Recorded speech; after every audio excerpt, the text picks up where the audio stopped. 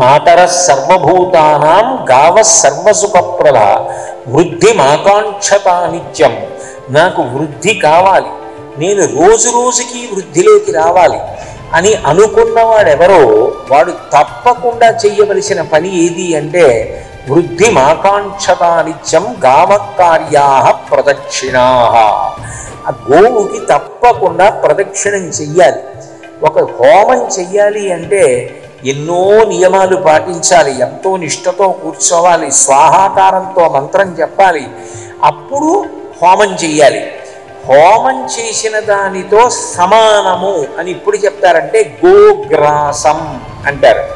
గోగ్రాసం అంటే మీరు చేతితో పట్టుకుని ఆవు దగ్గరికి తీసుకెడితే హోమగుండంలోంచి అగ్నిహోత్రం సంతోషించినప్పుడు ఎలా పైకి తిరుగుతుందో నాలుక అలా తిప్పి పట్టుకుంటుంది గోవు.